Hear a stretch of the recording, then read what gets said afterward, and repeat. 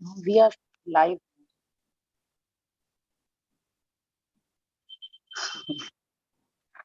Uh,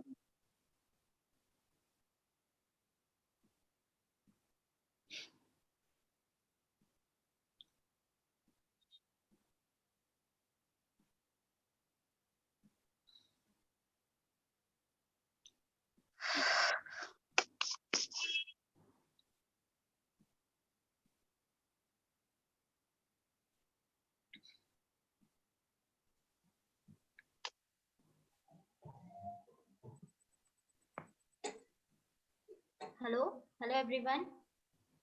Yeah, Hello, ma'am. Good afternoon. good afternoon. Yes, ma'am, I open this session for discussion, right? So, my name is Monica Bisht. I am a research fellow in GRFTT.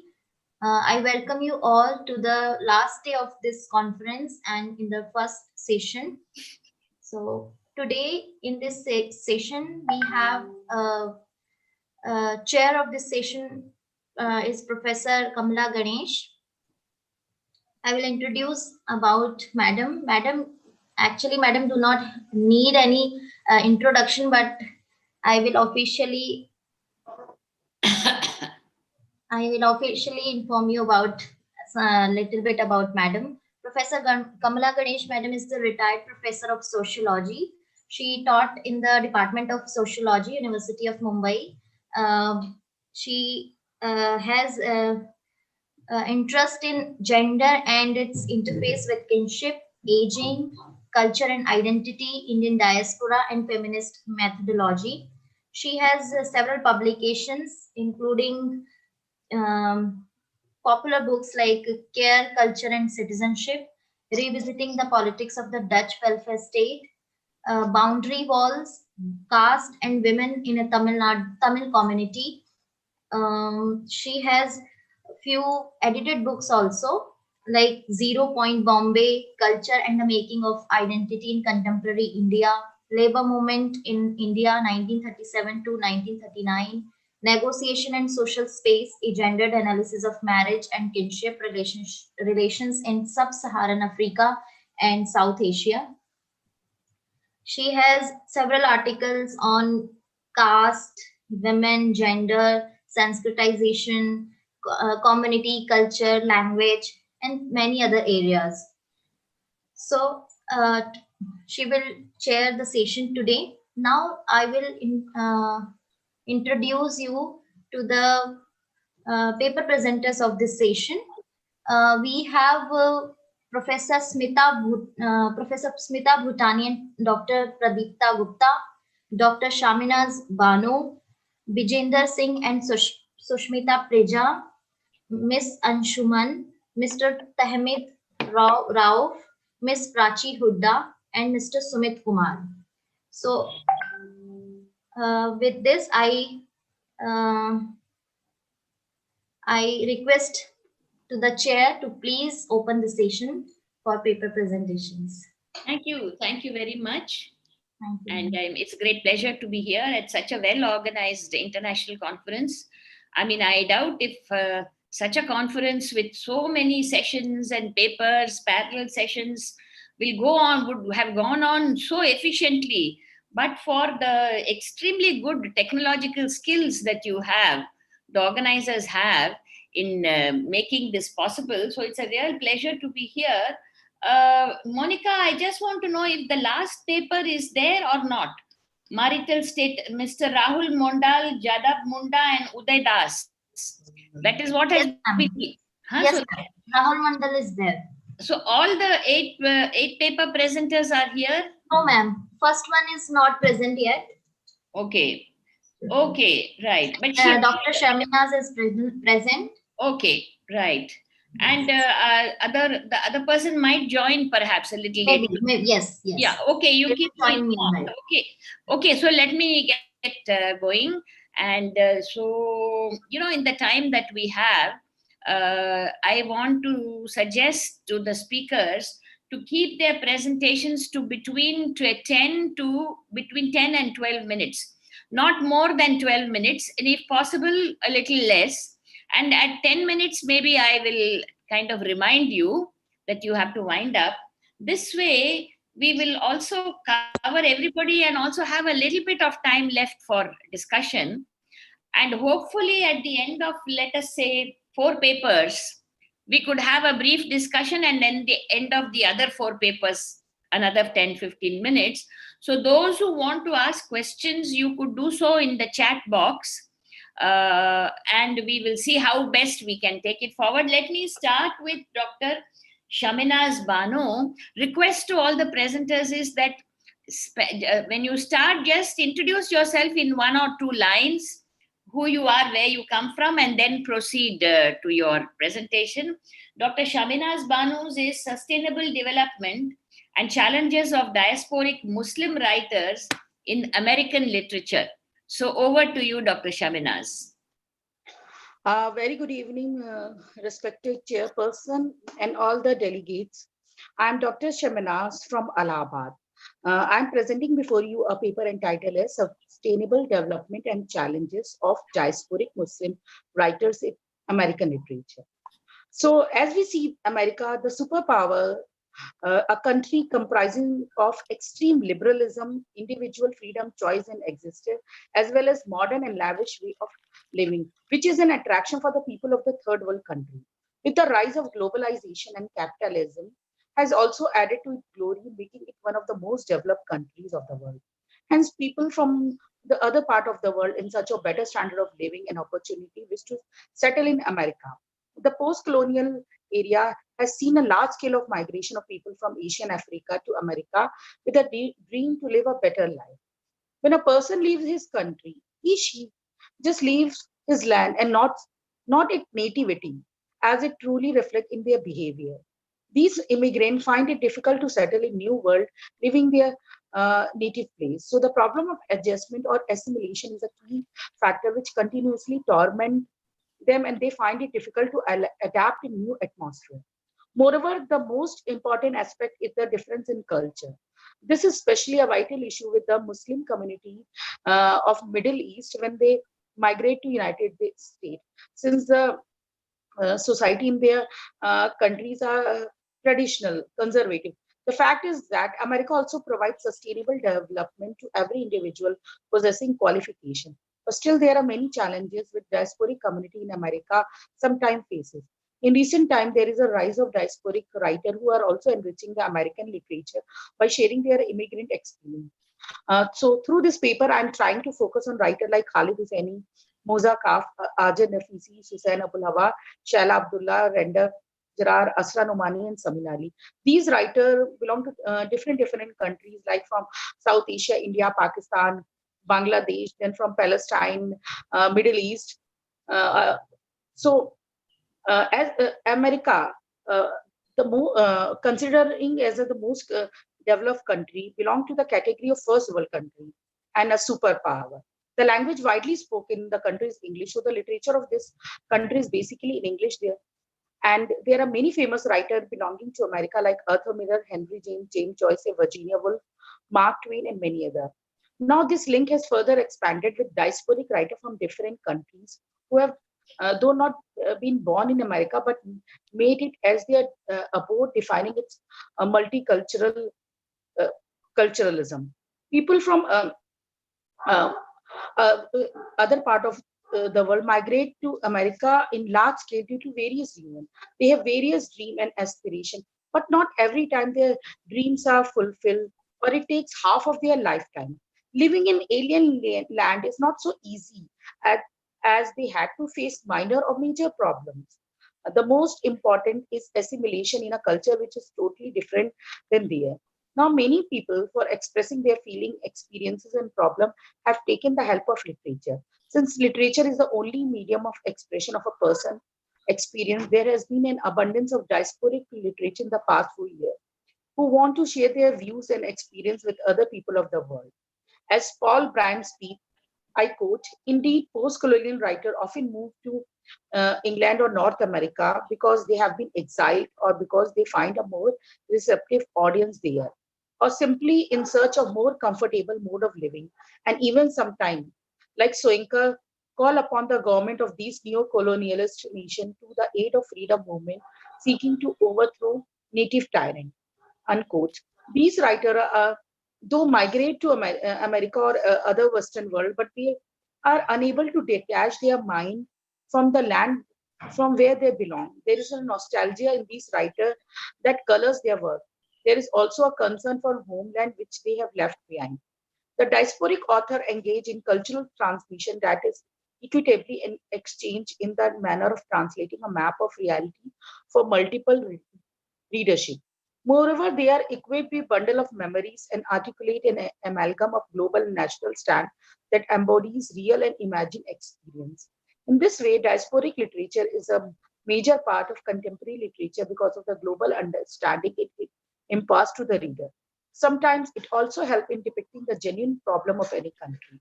It is imagined experience, but the fundamental of this imagination is rooted in reality. Some terms that are usually associated with diaspora are like exile, alienation, nostalgia, despair, dislocation, abandonment, and disintegration. But at the same time, it is also what Ejaz Ahmad opines. He says, I quote, diasporic writers are to some extent about the business of finding new angles to enter reality. The distant geographical and cultural enables new structure of feeling. The hybridity is subversive. It resists cultural authoritarianism and challenges official truth. In the contemporary scenario, diaspora has become an effective tool of postmodernism by means of which the big voice of master narrative could be challenged. Those living on the margin who feel exiled and alienated from their roots and find no place of their own can effectively discharge their voices. Since Muslims also constitute a major part of American population, so they have also developed literature known as Muslim American literature, which is denied by many people. But Moja Kaf, one of the famous poet and author of America, argues that there is a writing known as American Muslim literature. In short, we can say that MAL. She elaborates her point by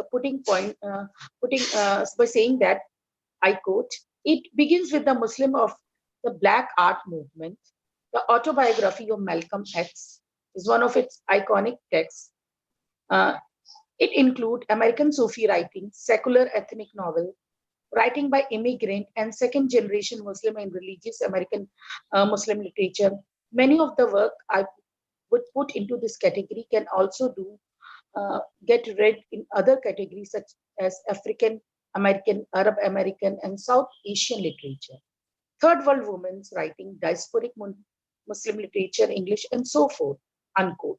She believes that the place of these work in other category cannot be denied, and when you read them, you will gain something together as part of an American Muslim cultural landscape. She compared Muslim American literature with the Jewish American literature by the 1930s, but say that it is in a formative stage, means it is an initial stage. Moja Kap, who is a Syrian-born Arab-American poet and author, currently working as an associate professor of comparative literature in the University of Al-Kankansar, Faith Valley, uh, and author of Western representation of the Muslim women from Thelma Green to Odalix, email from Scheherazade, the girl in Tangerine Scarf. Um, these books belong to different genre. Her book, Western Representation of Muslim Women from Tangerines to Odalik, is highly praised by the scholar all around the world. Not only Moja Kaf, but there are many other Muslim writers from across the world who have made America their new dwelling place, like Khalid Husseini, Asra Nomani, Samina Ali, Susan Abullah, or Randa Zarat, to name few.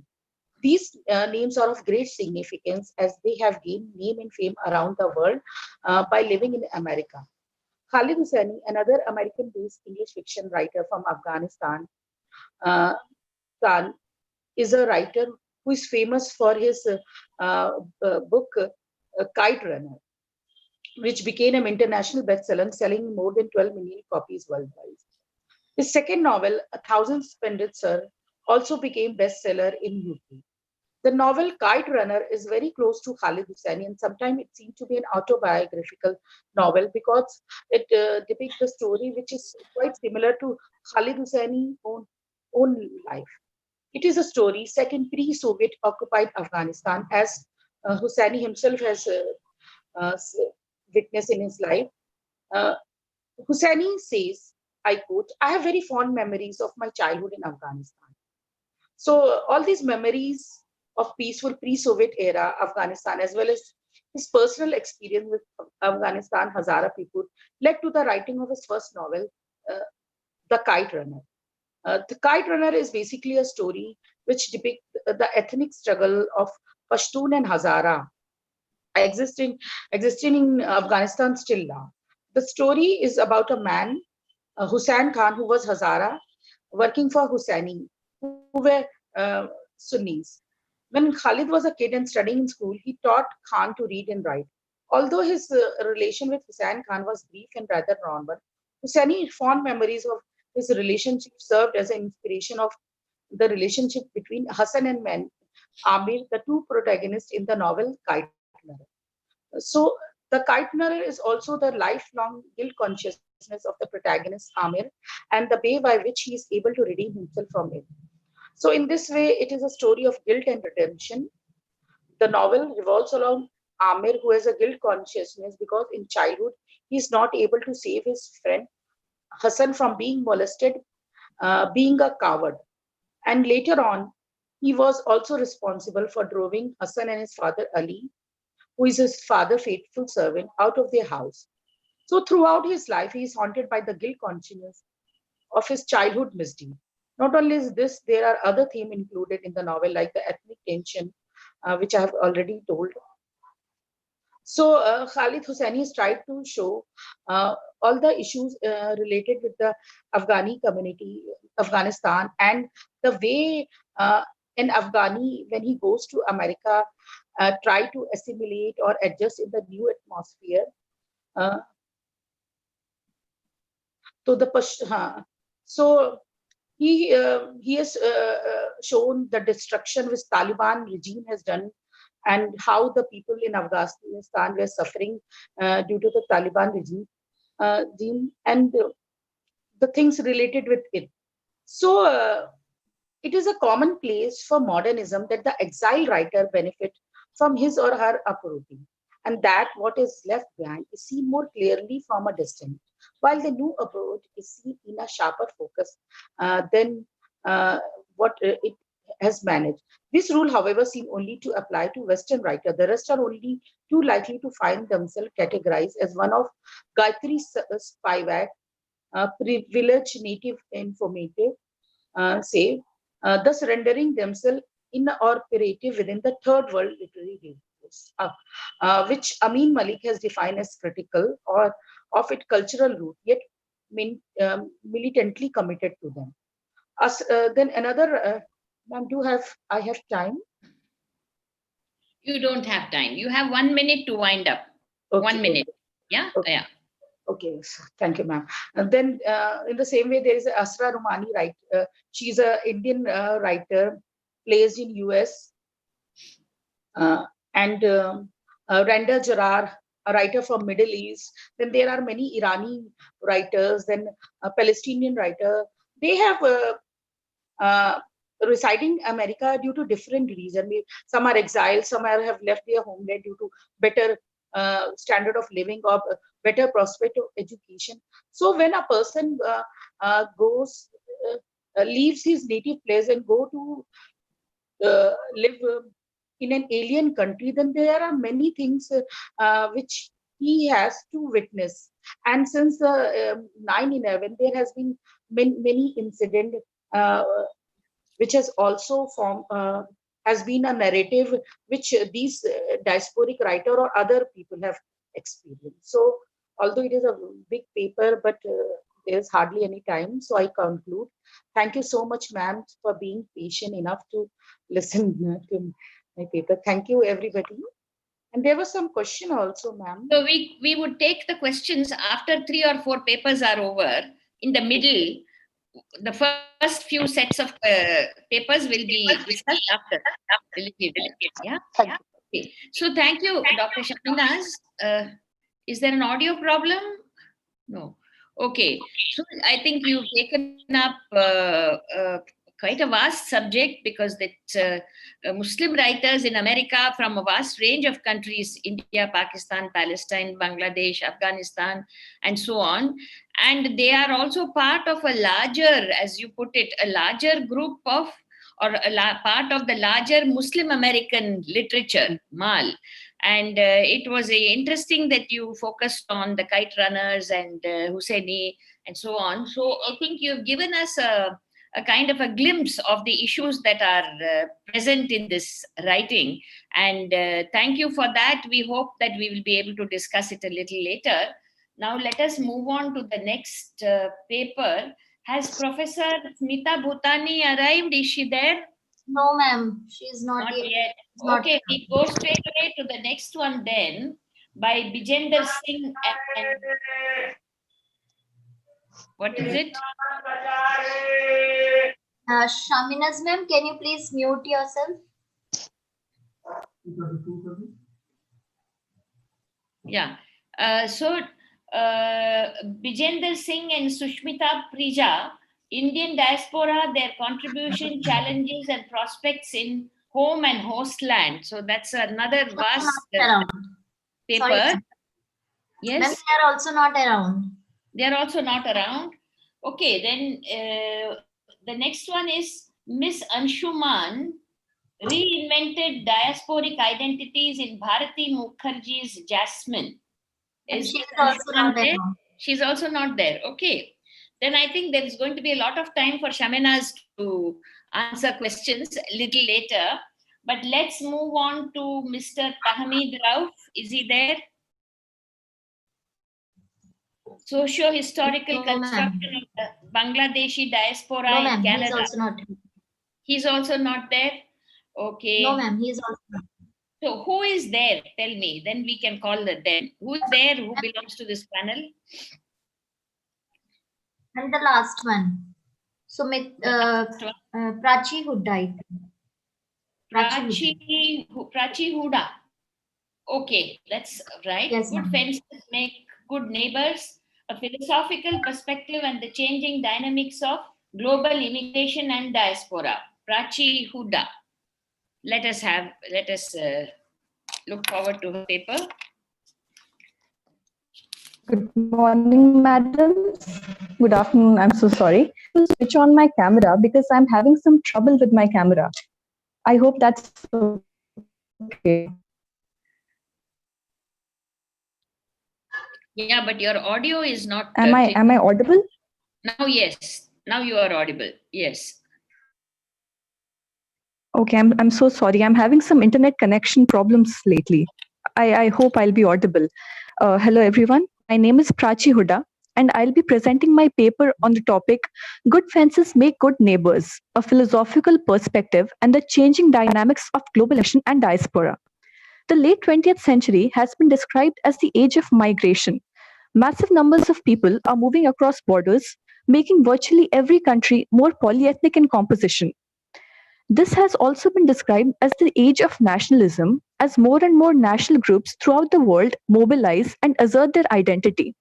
As a result, the settled rules of political life in many countries are being challenged by a new politics of cultural difference. Minorities and majorities increasingly clash over such issues as language rights, regional autonomy, political representation, educational curriculum, land claims, immigration and naturalization policy, even national symbols such as the choice of national anthem or public holidays. Finding morally defensible and politically viable answers to these issues is the greatest challenge facing democracies today. The objective of my study is to delve into the theoretical aspect of the phenomenon of immigration, as well as the changing nature of global immigration with respect to 4 recent political events that have been noticed in the recent past in global north. The former would involve the 2 diverse philosophical strands of the communal argument signifying the importance and moral significance of national boundaries through the arguments of the scholar Michael Sandel, and the other being the opposite strand of multiculturalism that would emphasize on the coexistence of cultural plurality through the works of Will Kymlicka.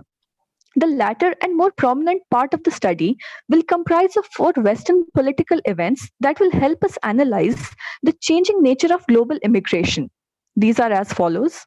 Number one, the changing immigration patterns in the US after election of Trump and the resultant detention centers, anti-immigrant sentiments, and the rising neo-Nazi attacks. Number two, the increased influx of West Asian immigrants in Germany that has led to the changing demographics of the country. Number three, the rise of anti immigrant far right parties in Europe that recognize immigrants as the new other. Number four, how the contemporary refugee crisis is problematizing the identity of a refugee, leading to an identity crisis. I would also briefly touch upon the impact of the ongoing COVID pandemic on the idea of nation state and the rhetoric of nationalism. Starting with the idea of multiculturalism through the lens of Wilhelm Licker, globalization has made the myth of a culturally homogeneous state even more unrealistic and has forced the majority within each state to be more open to pluralism and diversity. Some people have pointed out that new emphasis on human rights would resolve minority conflicts. Traditional human rights standards are simply unable to resolve some of the most important and controversial questions relating to cultural minorities, like which languages should be recognized in the parliaments, bureaucracies, and courts, or should each ethnic or national groups have publicly funded education in its mother tongue? Or other questions like should internal boundaries be drawn so that cultural minorities form a majority within a local region?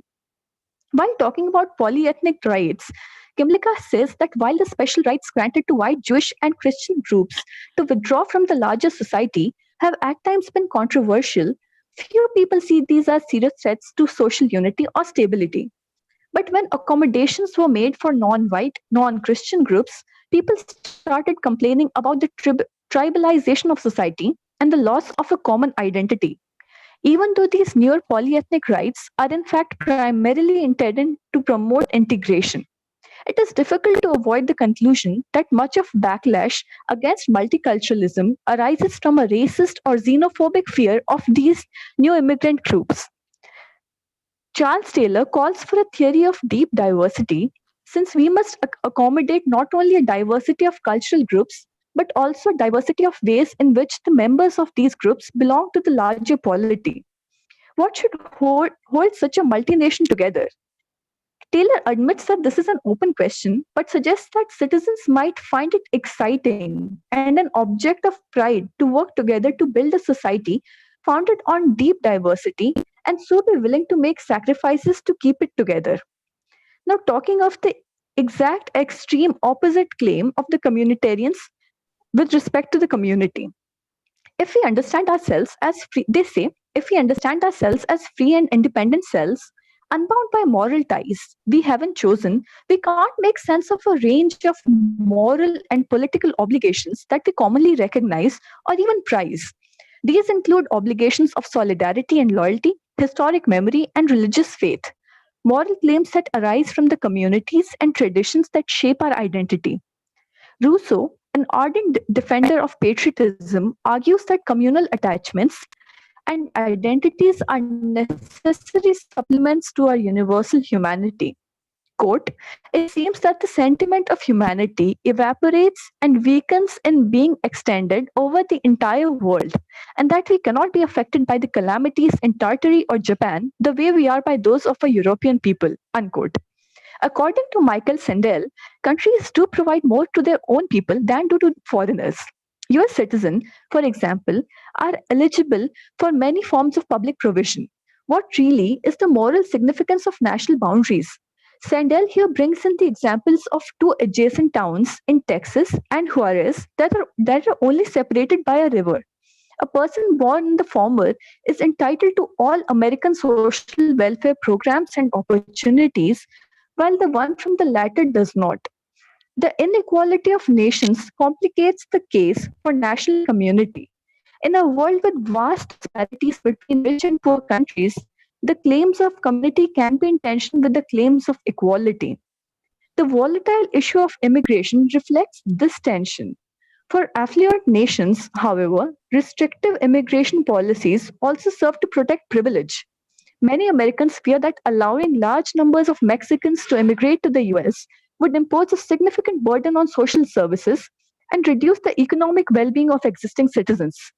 A strong argument for limiting immigration is to protect the jobs and wage levels of low skilled migrant workers, those most vulnerable to displacement by an influx of immigrants willing to work for less. The second part of my paper is about the changing nature of global migration, especially in the US and Europe. In the book Cultural Backlash, Trump, Brexit, and Authoritarian Populism, Pippa Norris and Ronald Engelhardt say that there is overwhelming evidence of powerful trends towards greater income and wealth inequality in the West based on the collapse of manufacturing industry, global flows of labor, goods, people, and capital, the erosion of organized labor, shrinking welfare safety nets, and neoliberal austerity policies. According to this view, rising economic insecurity and social deprivation among the left behinds has fueled popular resentment of the political classes.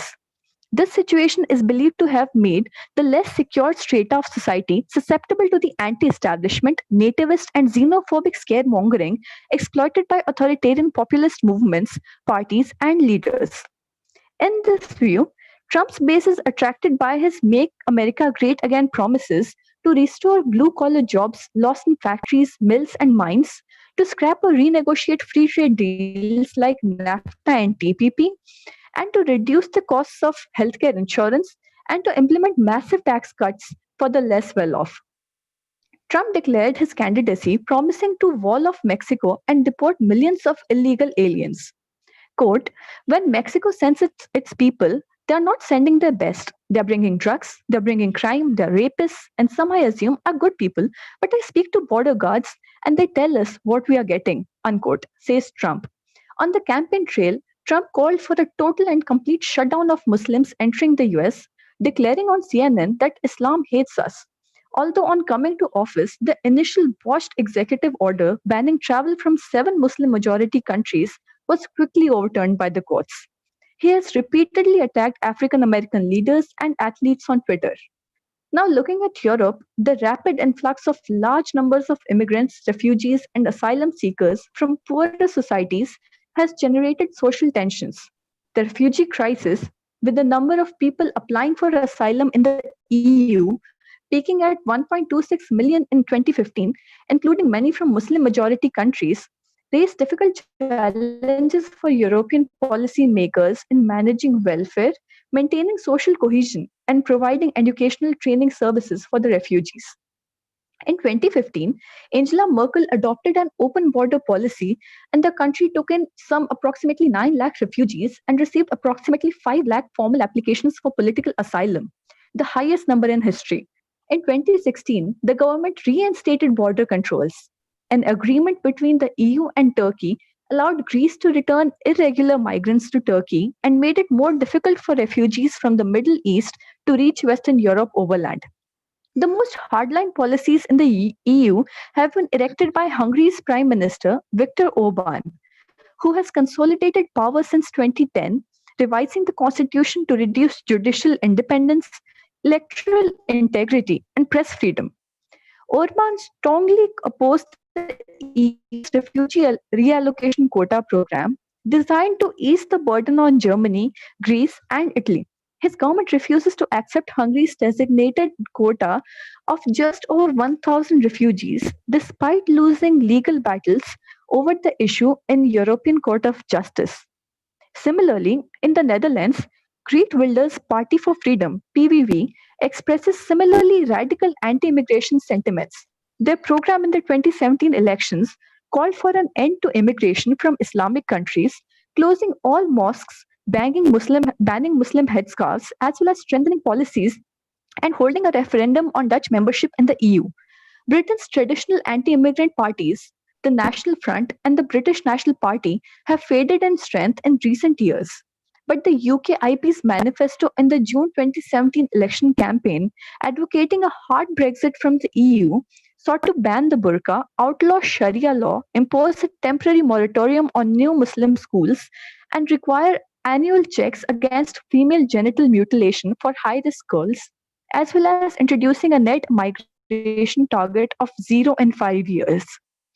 The debate continues about the factors driving these expressions of authoritarian sentiments, particularly the relative importance of concerns about the impact of immigration on jobs, wages, and benefits versus the impact of anxieties about the multiculturalism on traditional European identities, lifestyles, and symbols, and the influence of fears of Muslim terrorist violence.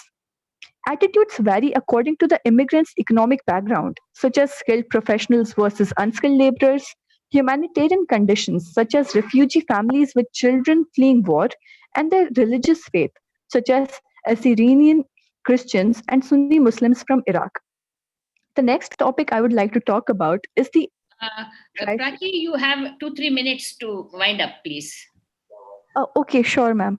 So I just touch upon the remaining two topics. So while talking about identity crisis among immigrants, I wanted to highlight this example of German football player Mesut Ozil, who said that I'm a German if we win, but an immigrant if we lose, and how he received all this flack over a photograph with the Turkish president Recep Tayyip Erdogan, and that made headlines about his loyalty. I mean, basically, Ozil is has his Turkish origins, and now living in Germany.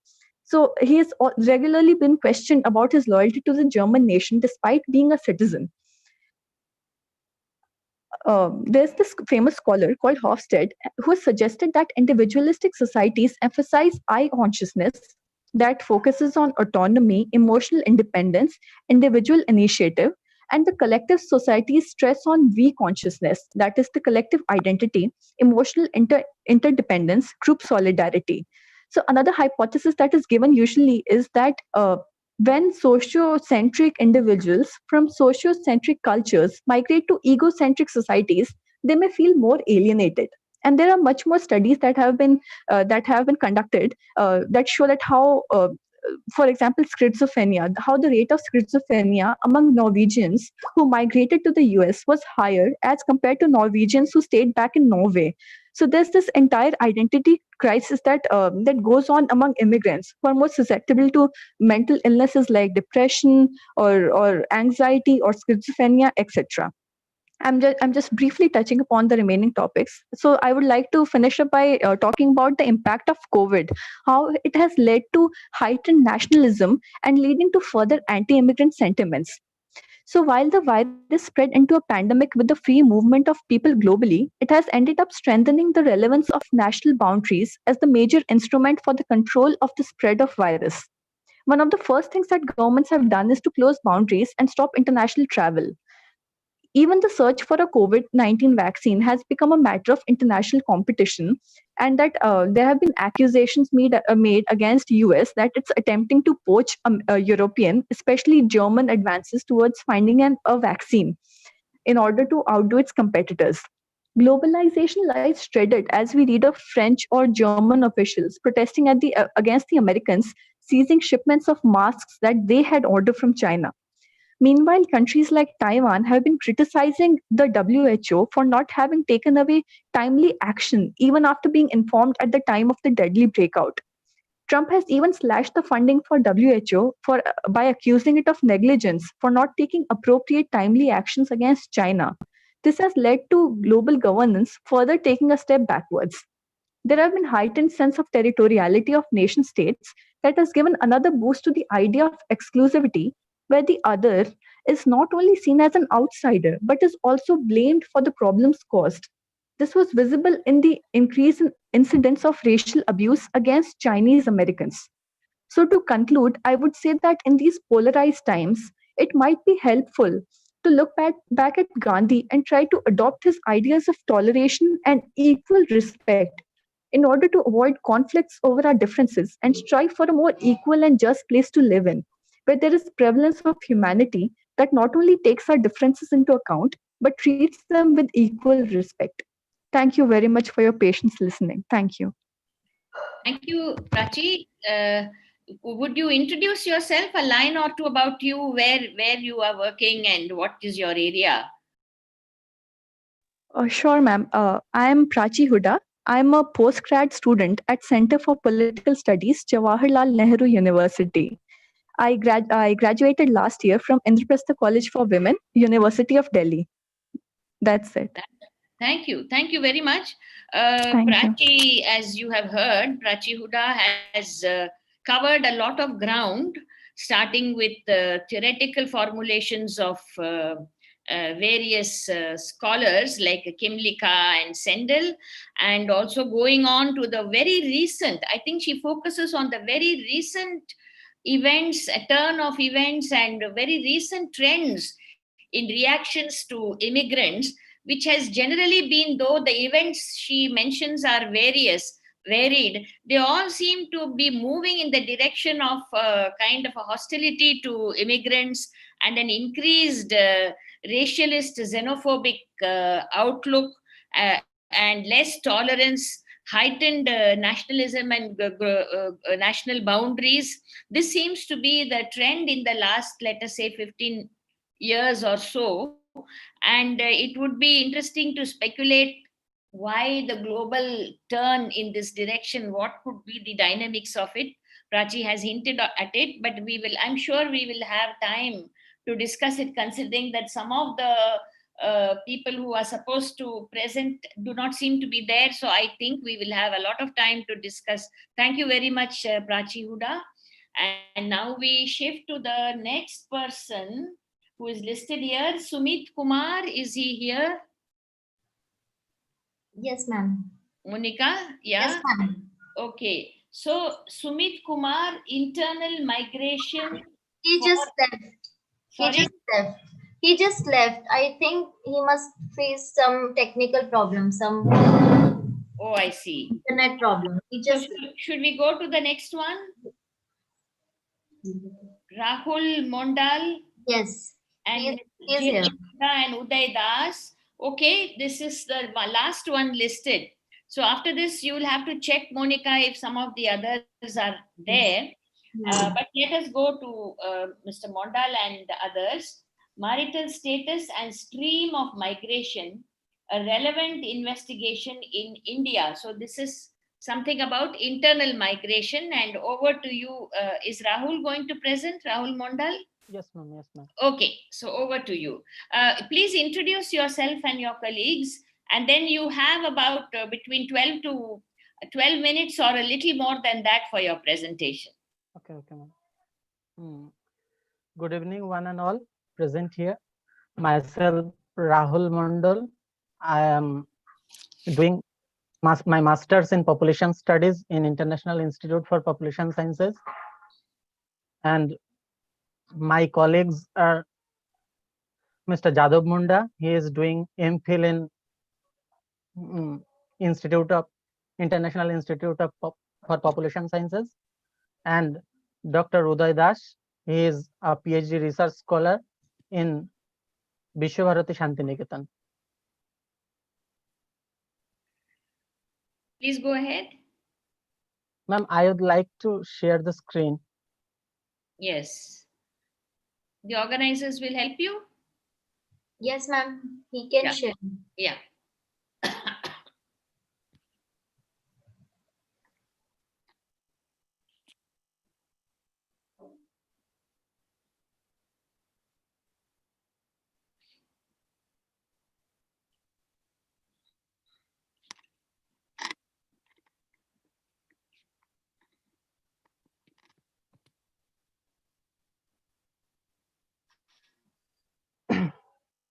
Good evening, all.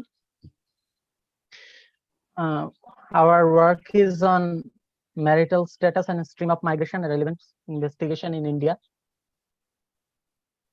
We have tried to explore the field of marital status perspective on migration. Till date, the studies on migration in India has been centered on the economic and education, economic and job opportunities perspectives.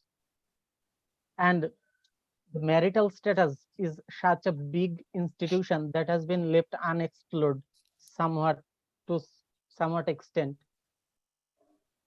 There are very few literature on marital status and migration in India. We have gone through Mr. Professor J.P. Singh's paper. There are two papers by Professor J.P. Singh. He has done work on marital status in India, and there are very few works on marital status, we tried to bridge the gap in the research on marital status and migration in India. We have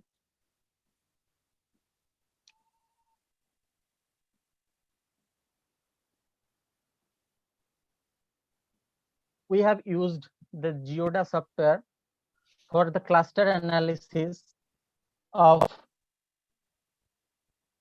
the states and union territories of India using the D10 table of data giving the marital status of migrants,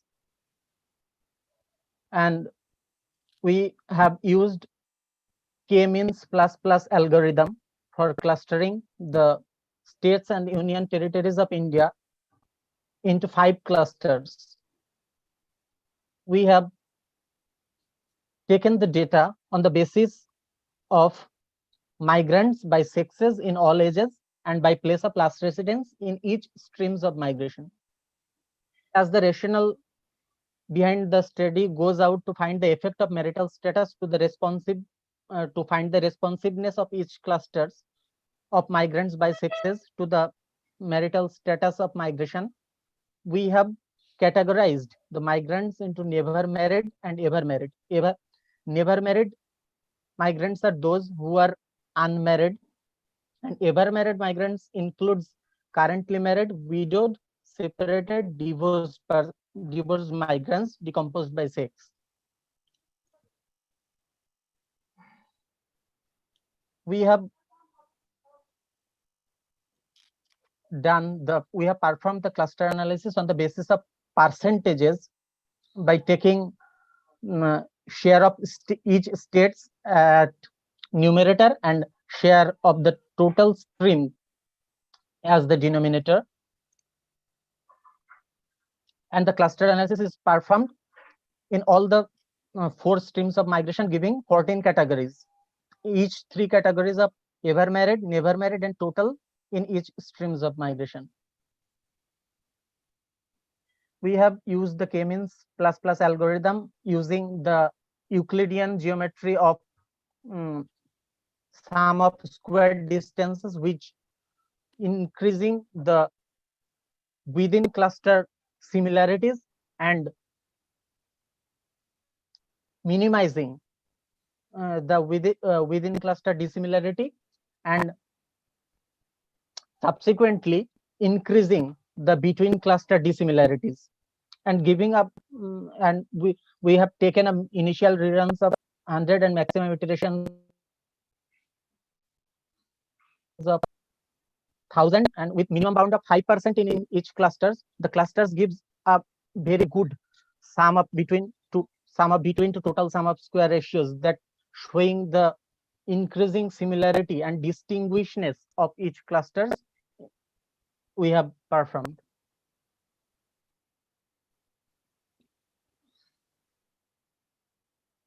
Here I present the first the rural to rural streams of migration by marital status in India. Here, as I previously mentioned, this gives the clustering of states and union territories of India into 5 clusters. In the streams of rural to rural migration, we have shown that the first picture, which is designated as A, showing the ever married, total migrants. B showing the total migrants irrespective of their marital status. B showing the migrants by the migrants which are ever married, and C showing the migrants which are never married. As the stream shows, the most dominant cluster, which is in the category of total migrants, we have not considered the marital status, thus we can compare the marital effect of marital status on with the migration stream where the marital status are not considered. The total stream shows that Maharashtra forms singularly a cluster with dominant share of percentages in rural to rural stream, and Uttar Pradesh and Bihar forming the second dominant cluster, and northern Indian states Jammu Kashmir, Uttarakhand, and the backward states of Chhattisgarh, Jharkhand, and northeastern states excluding Assam forming the most less responsive category. Where when we take the marital status in the ever married category, Uttar Pradesh forms the dominant clusters in rural to rural streams, which shows the responsiveness of Uttar Pradesh towards marital status, as we have the evidences in literature that the migrations interstate migration in Uttar Pradesh is largely dominated by the region of marriage. And we have also noticed that if we doesn't consider if we consider the never married status, we see that the Uttar Pradesh and Bihar goes to a cluster which are having a lowest share of migration. Then I move to rural to urban category. In rural to urban category, Maharashtra forms largest cluster. As we know, it is mainly because of the opportunities in terms of employment and other forms of factors which act as a pull to Maharashtra. And if we consider the marriage, then the southern states goes to a much less responsive category. As we all know, the cross regional marriages from the northern India to southern India is much less. And when we go to the never married category, Maharashtra forms cluster with dominant rates, but Gujarat emerges a cluster with most dominant rates in terms of both the sexes. And as always, the northern states and the northeastern states forms the less responsive category, which are like inert to the streams of migration. And Assam formed a cluster with somewhat larger percentage share in the rural to rural stream. As we all know, the immigration history to the rural Assam from the rural areas of other states, and we know the migration scenario of Assam. But in case of the rural to urban category, Assam moves to the less responsive category of with lower share of migration in India by marital status. Now, if we move to the urban to rural category, we see Maharashtra forms the cluster with dominant percentage share, and it is very distinct from other categories. So it forms a cluster with dominant race in all the categories in total, ever married and never married. But the rates in the never married category, Bihar, Jharkhand, Chhattisgarh forms the less responsive cluster along with the northeastern states and northern states. And if we consider the ever married category where marriage is included, the Bihar, Chhattisgarh, and Jharkhand shifts to the cluster with larger share of migration. It clearly shows the effect of marital status of migration. That is, if we doesn't consider the marriage, the Jharkhand, Chhattisgarh and Bihar comes to the cluster with less responsive share, and if we consider the marriage, they moves to the cluster with higher share of migration. Then comes the fourth stream of migration, urban to urban. It shows somewhat similar picture in all the streams, all the categories in the stream. Only the share of Maharashtra is somewhat increased in the ever merit category. As we all know, the urban to urban migration in India, in terms of the magnitude of migrant population, is somewhat less responsive and sex selective. That's why they forms a similar categories in all the streams of migration. Only Tamil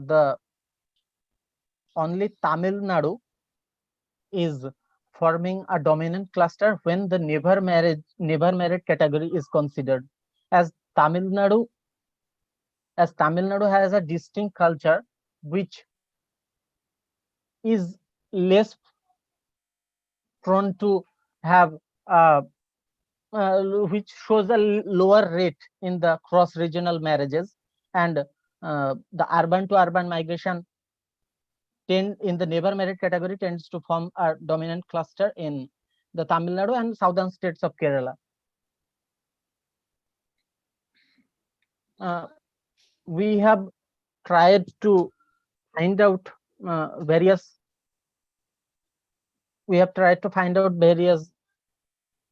factors which is only governed by marital status dominantly and some proximate variables associated with the marriage. We find the dominant clusters in all categories, and we somewhat find that the southern states of India is showing a dominant share and dominant shareholding clusters in the never married category, whereas the northern states of India is showing a dominant cluster with dominant percentage share in the ever married category. And we also find that the states with adverse sex ratio forms the dominant cluster, and as the sex ratio improves in the ever married category, and as the sex ratio improves in the states, they form a cluster with somewhat recessive percentage share, and the cases reverse in the condition of never married status. So will you wrap up in a minute or so? Yes, ma'am. Yes, ma'am.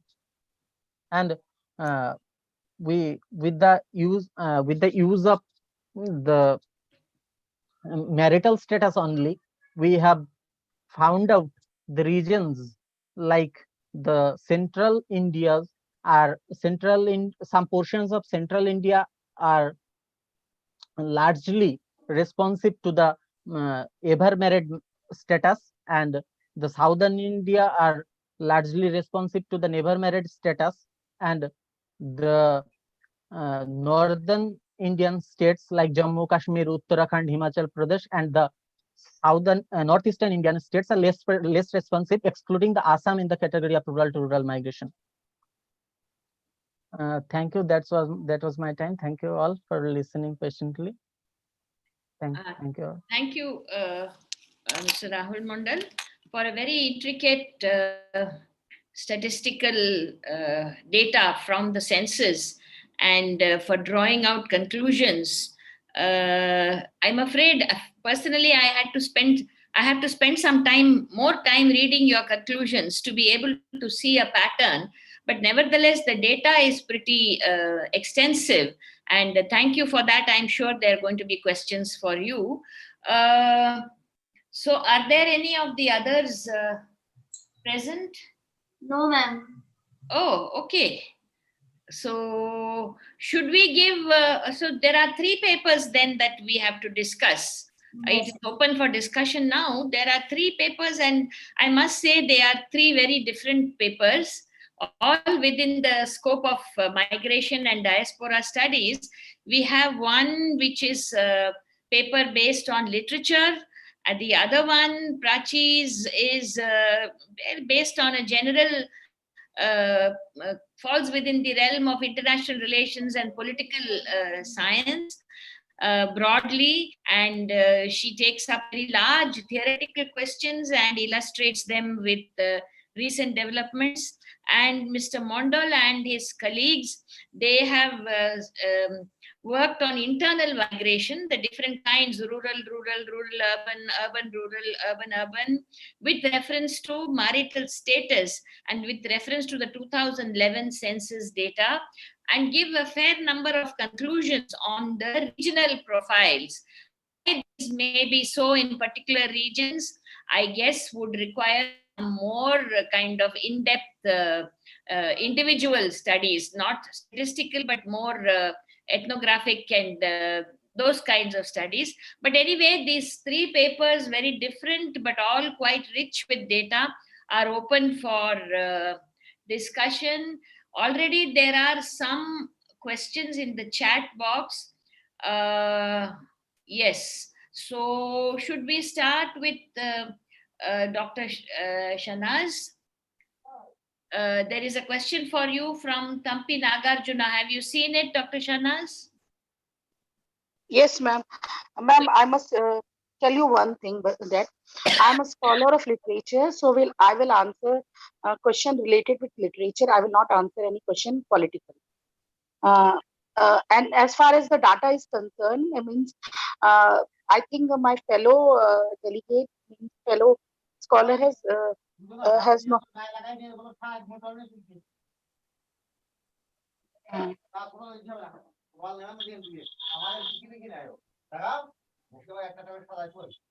Mr. Rahul Mandal, please unmute yourself. We cannot hear. Organize. Yes.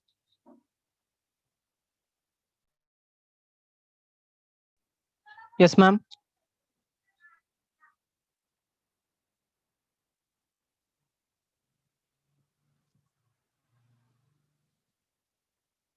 Ma'am, I cannot hear you.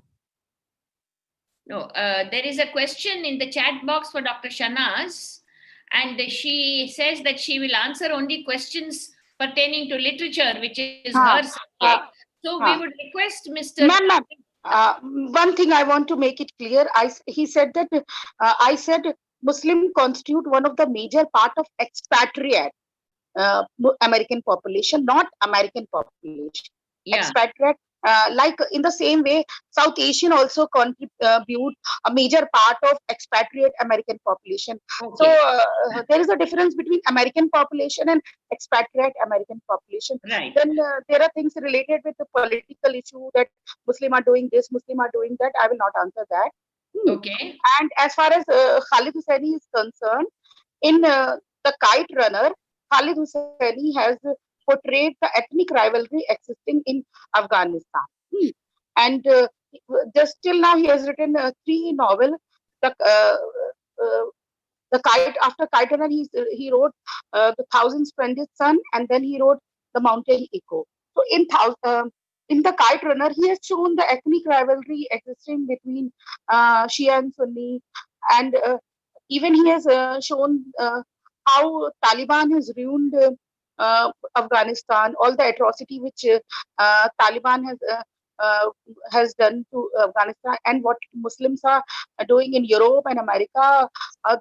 That is a political question, and that everybody has known what is the answer. And one thing, just I want to make it clear: all these NATO countries, including America and European countries like UK, if they don't want refugee in their country, then they should not interfere in the internal matter of any country. They wanted to bring democracy in country like Iraq, Syria, Libya, and what they did, that ruined the country. And if you are throwing bomb in a country in the name of democracy, in the name of freedom, then the result is collateral damages. Whole Iraq is ruined, whole Syria is ruined, whole of Libya is ruined. So naturally, people will go look up to you. So if these countries, they don't want refugees in their country, then they should not interfere in the internal matter of any. That's all. Any question related with these writer, Muslim American writer? Or Well, anything? I have a question for you, Shaminas. Yes, That ma'am. is, you have focused on Muslim writers in America, Yes, ma'am. from India, Pakistan, Palestine, Bangladesh, and so on. Hmm. Now, let us say Indian writers in Hmm. the US who are not necessarily Muslim. There are Hmm. certain issues of being an immigrant and facing racial discrimination, etc., etc. There are certain themes in such diasporic literature. Hmm. Now, would you say that the Muslims as a group, these Muslim writers as a group, they also they also reflect the same kind of diasporic anxieties, or is there something distinct to the group that you have chosen to study in comparison with, let us say, see, there are the Muslim writers in America who are native, who are blacks or from other, but who are not diasporic, let us say. Hmm. What you called MAL, the Muslim American literature, of which this diasporic group is only one part. So Hmm. their concerns, how do you see, compare their concerns with, let us say, Bharati Mukherjee or some other Hmm. Indian writer, non-Muslim Hmm. Indian writer, versus Hmm. also the Black Muslim literature? So how do you Hmm. see these groups in Ma'am, terms of the themes that they portray? ma'am, Yeah. whoever leaves his or her native land, whether they are from South Asia or Africa or any other country, uh, they go and set. They want for many other reasons. But the thing is that uh, when you go and live in a different country, you need some time to adapt the culture or the atmosphere of that country, and you are not the person is not able to leave behind his nativity. Hmm. Whether he is from South Asia, Africa, or anybody. And like Chumpa Lahiri has also explained this in uh, uh, interpreter of melodies and namesake. The thing is, and whether it is black writer and my black writer or South Asian writer or anybody, they are not able to detach their mind from the native land and their culture. So these things are reflected in their country. And as far as America is concerned, most of the people living in America are expatriates. Whether they are white, the native are red Indians whose voice is not heard. And like in No, but when you talk of black writers in America who have been there for maybe 200 years or more, we don't call them as diasporic. No, they are different from the diasporas who have migrated in the last 70, 80 years. The ones mm, who have been there for 200, 300 years are different, mm, in a different category. mm.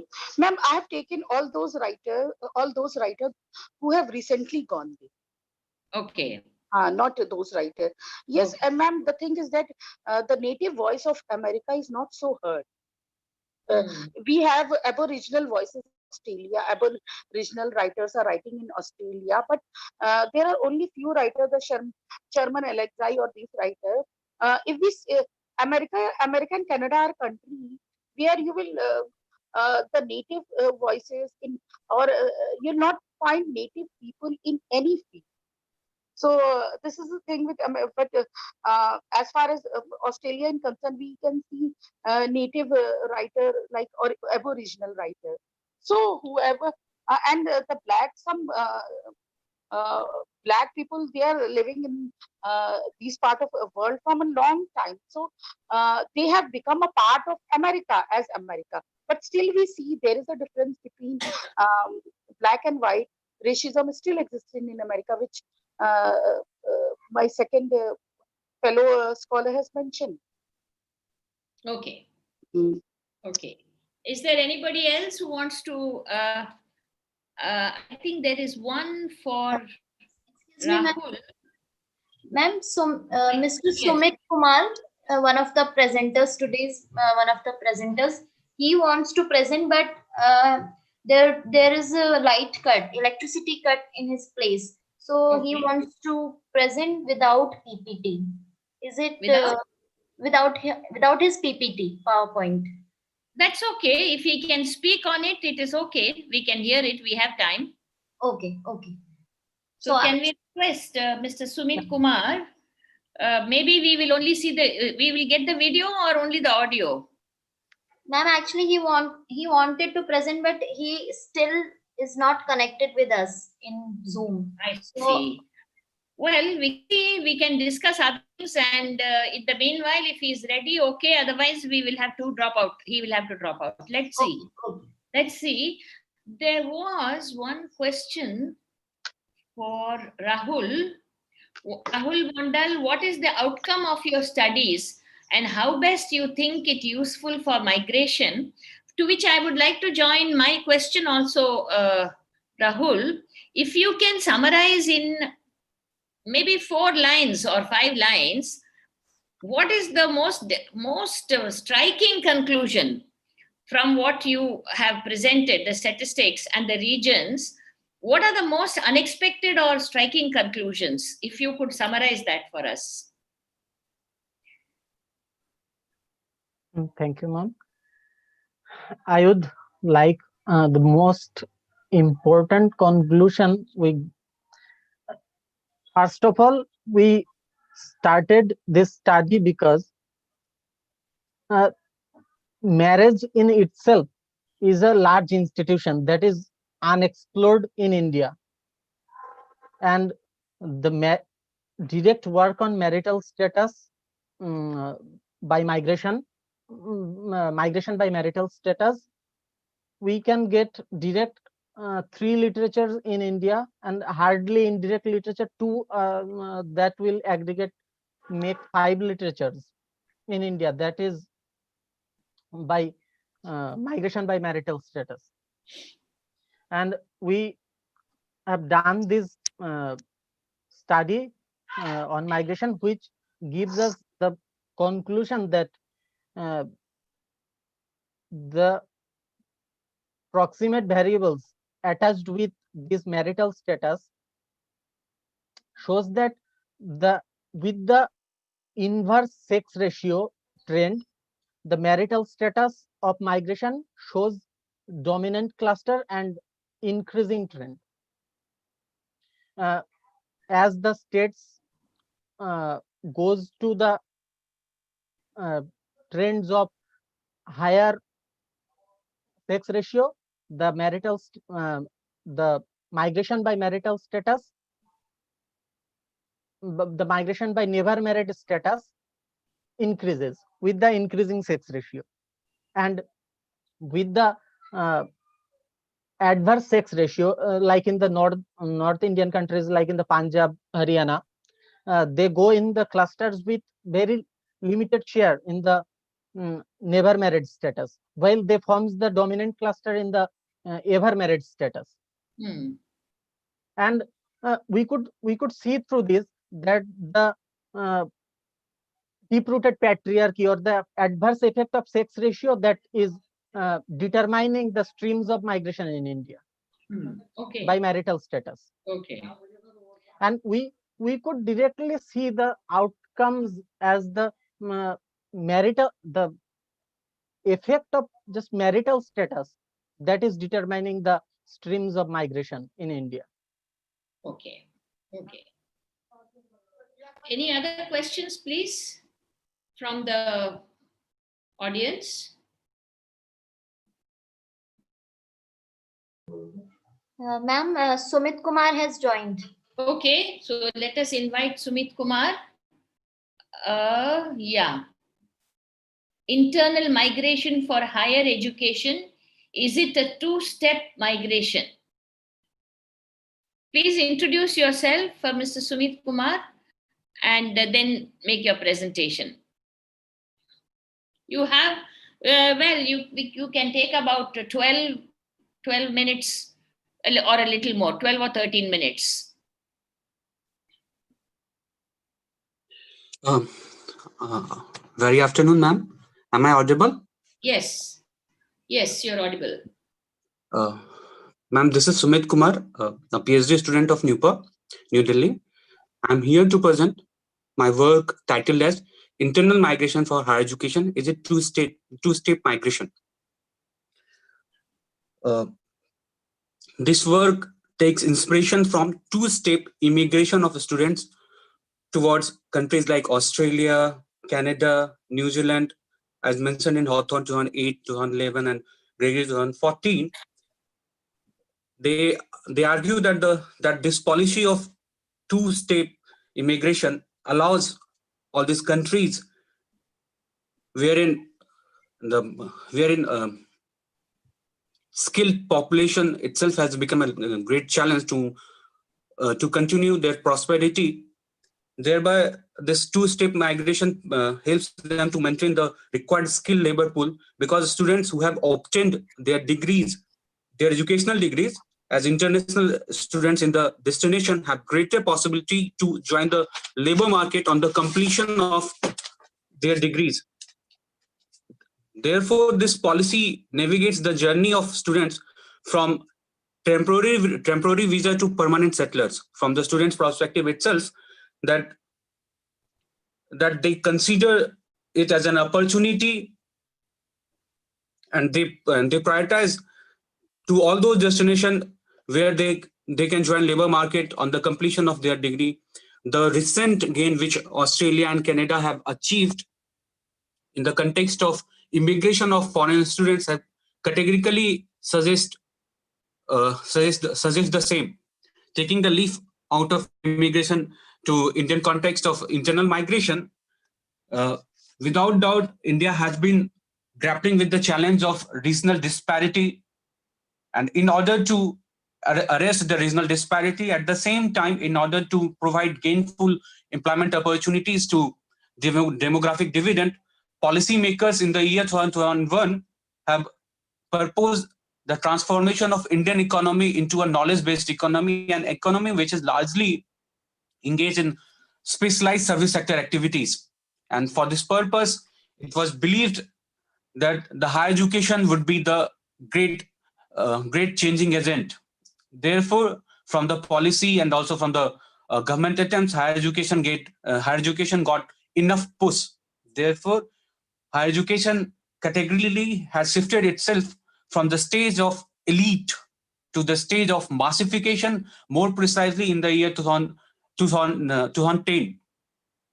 But if we see, or if we compare the data of migration for education, which we can also term as migration for higher education, because there are enough literature which suggests that migration for education is largely because of migration. Education is always for the purpose of employment. Therefore, and the link of higher education with employment opportunities is very strong if compared to other level of education. Therefore, that's why we can call migration for education as migration for higher education as well. And we can easily conclude, if in comparison to all other regions of migration, migration for higher education have achieved maximum growth. And therefore, if we have to challenge the regional parity, we have to see whether the purpose of promoting the massification all along the length and the width of the country, is it moving in the right direction or not? And in order to answer this question, I tried to, or this specific paper attempts to answer the question that whether the migration of a student is only for earning educational degree, or they foresee it as an opportunity to join the labor pool of destination places, because migration for higher education has direct association with regional disparities as well as social inequalities in the source state. And for this purpose, this study implies mixed method research and sequential explanatory research design. Because of being sequential explanatory research design at the preliminary stage, it analyzes the quantitative data pertaining to migration of students. For this purpose, instead of census 2001 or 2011 data, it implies the data of All India Survey for Higher Education, All India Survey for Higher Education, because they provide data on hostel residents. And we all know that in case of India, we have formal as well as non-formal education. And in case of, if we move with the example of city like, district like Kota, wherein more number of non-formal students are involved in education if compared to formal education. Therefore, it was believed that it is better to go with AISHE data if in comparison to census data, which again, census, in case of census data, we can't filter it out categorically only in the context of formal education. Then following the stage of quantitative analysis, out of 7 major clusters of knowledge-based industries, which are also the major houses of higher education institution in terms of cluster in India, Delhi NCR has been selected, implying the CHIT method of random sampling technique. Further, higher education institution, 20 training and placement officers of higher education institution have been approached with semi-structured interview schedule, whereas 140 migrant students with questionnaire survey have been approached to get their opinion. And ultimately, with the help of summarization of quantitative and qualitative data, the conclusion of this study has been drawn. I'm not able to present this graph, but if we compare the data of 2011-12, 2014-15, and 2017-18, then we would categorically come to know that the state like Karnataka, Tamil Nadu, Andhra Pradesh, Maharashtra are those states which have experienced more than 2 lakhs of in-migration of students on all the 3 time points, whereas states like Gujarat, Uttar Pradesh, West Bengal, Kerala are those states, Kerala, Odisha, and Punjab are those states which have experienced more than 1 lakhs of students in migration. And rest of the major states of the country haven't achieved even 1 lakh in migration of the students. And if we see that Karnataka, Tamil Nadu, Andhra Pradesh, Maharashtra, all those 4 the big players have more. All those 4 big players have KVI's clusters in the form of Mumbai, Pune, Bangalore, Chennai, Hyderabad. And as these were the numbers can easily be inflated by the population size of the state itself. Thereby, migration ratio has also been calculated, and migration ratio of 2011-12 and 2017-18, if we compare, then we will got to know that the state like Karnataka, Tamil Nadu, Kerala, Gujarat, and city of Delhi and Andhra Pradesh has presence at both time, that is 2011-12 and 2017-18, whereas in the list of those states which have better migration ratio than the average of India, and those were Odisha and Haryana. The reason behind presence of entry of Odisha in the 2017-18 is very much driven by the fact that the state government of Odisha has had with open hands welcomed all the private players, for their higher education sector. Whereas in case of Haryana, the proximity of the city of Delhi cannot be ignored. Then this was something for both the exercises have been done at macro level, which was state level. After macro level data, I have also analyzed the meso level data, and that is the district level data. For this purpose, all the top 5 states which are the top 5 destination states have been taken into consideration, and the results of 2011, 12 and 2017, 18 categorically suggest, in case of Maharashtra, that Pune and Mumbai are the top 2 districts, whereas in case of Karnataka, Bangalore and Dakshin Kannada are the top 2 districts. In case of Tamil Nadu, Coimbatore, Kanchipuram, Tiruchirappalli are the top 3 districts. However, this is to note that the district of Chennai is very small district, and if we the Chennai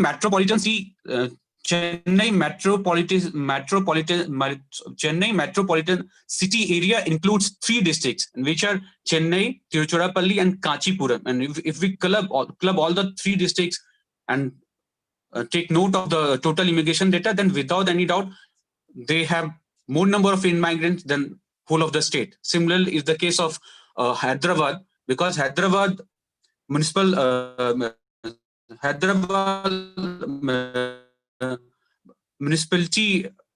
municipal corporation region again has Hyderabad as well as Rangareddy district, and Hyderabad as well as Rangareddy district are the top. Whereas in case of West Bengal, Bardhaman and Paschimi Mednapur have outnumbered Kolkata. The same logic which goes with Andhra Pradesh and Tamil Nadu again comes into prominence in case of West Bengal, because Kolkata municipal region has Paschimi Mednapur and Bardhaman within its geographical territory. Moving to the micro level data analysis, here qualitative analysis has been done, and thematic and the narratives have been classified thematically. The themes are, first theme was presence of migrant student. Here quantitative data is that minimum 30 to 40% student, 30 to 40, minimum 30 and maximum 70% migrants students are there in the higher education institution. Whereas when asked that what is the geographical background of the student, then the TPOs have categorically suggested that student तो मतलब देश के हर हिस्से से हैं हमारे college में, but deep south वाले स्टूडेंट्स लिमिटेड नंबर में ही हैं. ज्यादातर बच्चे तो हरियाणा, यूपी, पंजाब, बिहार से ही आते हैं, जो दिल्ली से सटे हुए बॉर्डर, दिल्ली से सटे हुए. Then when asked about rationale behind students migration, then three prominent statements were: we are very reputed college, definitely we are better than the colleges of their home states, otherwise they would not have migrated to us. The second statement was, location in Delhi NCR is our biggest plus point. It helps us to place a student as good number of firms are stationed in the NCR.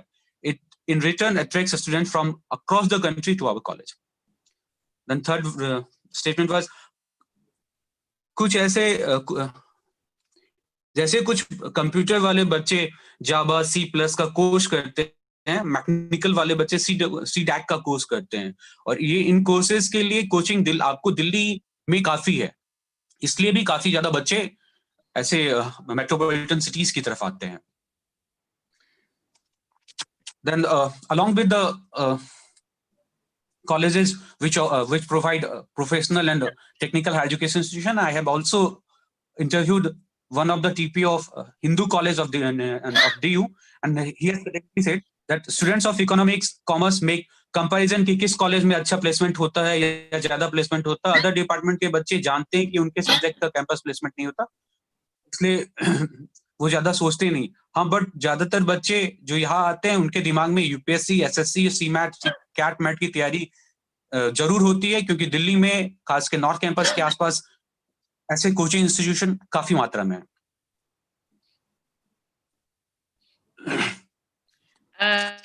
Sumit Kumar, there's a request that you should speak in English so that everybody can follow. Okay, ma'am. Ma'am, basically these were the statements which I have collected from the film. That's why I stated as they were said. But could you summarize now what are the implications of your study? Yes, ma'am. I have not. Yeah, just the summarize for policy. What are the conclusions for policy, recommendations for policy? Ma'am, we have heard that if there will be good number of higher education institutions in terms of quality as well as quantity, then obviously there's a possibility that the migration for higher education will get reduced. This is what the general perception is. But Okay. my study categorically suggests that even if there will be higher education institution across the length and the width of the country, Yeah. but all those locations wherein there is possibility of joining local labor market opportunities, because my study categorically suggests that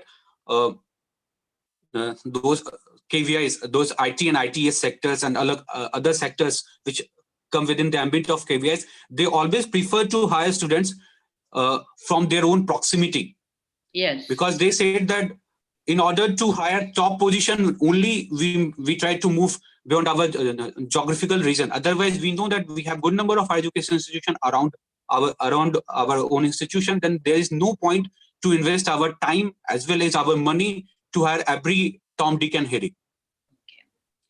And therefore, only with the help of promoting human capital all along the length of the country, we would not be able to achieve regional parity. Rather, we need to equally emphasize the possibility of getting job. And for that purpose, we need to, like in case of India, what had happened in last 20 years, that all those 7 prominent clusters, be it Delhi, be it Hyderabad, be it Chennai, only they have grown with the time being. But we need to now scale down. We need to try to focus on second tier cities like Lucknow, cities like Indore. If I give example of Lucknow, then data categorically suggests that since the emergence of Lucknow as another IT hub in Uttar Pradesh due to government attempt in the year 2012-13, the number of in-migration of students to the district of Lucknow has came to at par with district of Noida and Ghaziabad. Yeah. Okay. Therefore, this migration as well as the possibility of job need to go hand in hand if we need to, or if we plan to arrest the regional disparity with which India has been grappling since Thank you. ages. Thank you. I think your data has made it amply clear, and you've made a very sharp point that it's not enough to have institutions of higher education spread out throughout the country unless it is accompanied, those regions are accompanied by better employment potential in terms of industry and business. Just increasing the number of higher educational institutions is not enough. That is your conclusion, and thank you for that. I mean, are you done? Can I open it for to the floor of the audience? Is there anybody who wants to ask anything to Sumit Kumar? Any points to be made?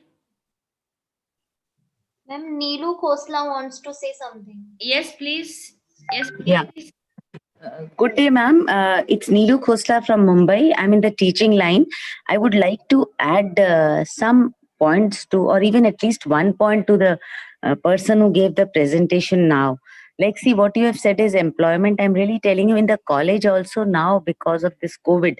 Prior to that also, there was a problem because of COVID. You know, we had seminars for the students. See, I'm speaking of Mumbai colleges. And students were asked to apply for studies abroad also and for higher studies. The most amazing fact which I would like to tell him is that it is just an eye washer where you start saying that somebody is going for PG from the UG. They were just going for the sake because there's nothing else to do. Employability is almost negligible. That is one part. And then after PG also, they are not very happy because sometimes when they are applying in the companies are saying you're over qualified. So your expectation for the salary will be more. And second thing I would like to tell you that when they start applying for foreign studies, the potential of the student who's already a CA, CS or doing some type of a course in finance, he's easily employed in India. Whereas, you know, those who are not able to go abroad because of their own qualification, because the graduation level qualification is not up to the mark where they can fit into that international testing. And again, there is coaching. So this is what I was just trying. Again, this coaching. See, without that coaching, they are not able to pass those exams either for Australia or for Canada or any other country. So the students only see what you find affluents are good. The one who's really craving, he's totally finding it a deviated way of moving towards that world. That is what I would like to add to the speaker, but that this is the scenario in cities prior to COVID also and during COVID also. That's all. Thank you, ma'am. Thanks. Thank you. Thank you, ma'am. Mr. Sumit Kumar has any response to what she has asked or the point that she has made? Ma'am, without any doubt that be it the label of external migration, be it at the stage of internal migration, there is enough literature which categorically suggests that students or students' mobility is very much the product of their own socio-economic background or their parental income as well as parental level of education. Yeah. Because we know that even in order to get admission in IIT or other premier institution, we need to have some sort of support from all this or some sort of capsules from this coaching institution, and those capsules can only be brought if you have heavy wallet. Otherwise, one can't. And another thing which ma'am was talking about, the employment opportunity, that sometimes the firms are saying that the students are over-educated and thereby they can't entertain them. Whereas there is another story which says that there is a skill mismatch. The degree which one is possessing and the skill which one should have as per the labor market, there is complete mismatch, and thereby the service sector is not able to hire those individuals. But here we need to rather concentrate that from the teacher perspective, that how much we can feed our students, because in case of India, the biggest challenge is undoubtedly labor market opportunities, and second is population size, and in such a background, only who is more skilled can make to the list. Yeah. Okay. It is, even though they are not directly related to my own work, but I believe that quality we need to push for more and more quality. Yeah. Thank you. Any other comments or remarks from the floor? If not, I will just wind up.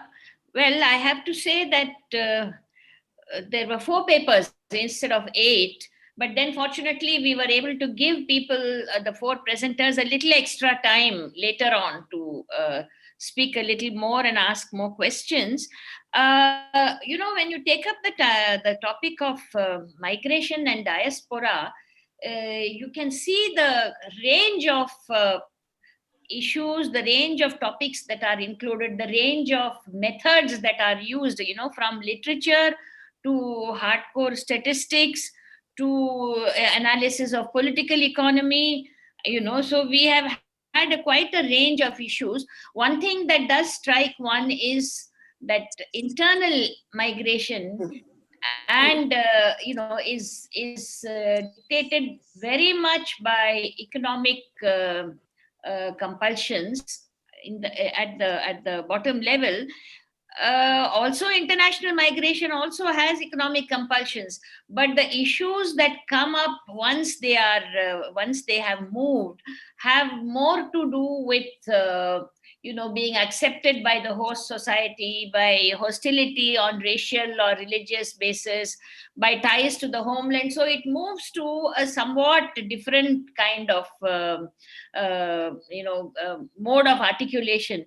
So sometimes you wonder whether putting them all together in one sort of one frame of analysis is at all possible. And yet refugees and migrants everywhere face hostility, even internally. It may not be of the racial or xenophobic kind, but there are caste and tribe versus caste and class issues among migrants. So at some level there are common threads, and at another level they require different kinds of analysis. So I think this session has helped to focus on the rich variety that is there, the rich variety of studies and the rich variety of issues that we have to tackle, and perhaps while keeping in mind a broad overall framework, we really have to apply very different sorts of modes and categories when dealing with these very specific studies. So with this, I would thank the GRFDT and the other organizations that have co-sponsored this conference. And I wish you the rest of the conference is still there today. We have another session and a valedictory session. So wish you all good listening and thank you for presenting. Thank you so much, ma'am. On behalf of the GRFDT, MFA and CSAN, I officially take this opportunity to thank you. It was a very informative and very insightful session, and all the 3 papers are very interesting. And I would like four papers. Yeah, sorry, 4 papers. Yeah. So all the 4 papers were very interesting, and I congratulate all of them. We will move forward for our next session. So I close the session right now. So good evening. Thank you. Thank you.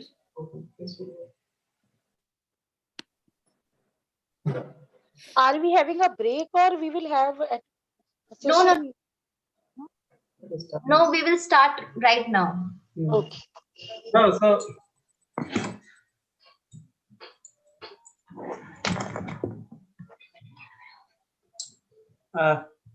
our next session will start from 5:30 p.m. We have a plenary session on climate change and migration.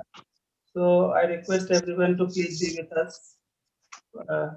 Meanwhile, we'll show some YouTube videos of our previous conferences and events. Our session, climate change and migration, will start from 5:30 p.m. here only in this room. Thank you.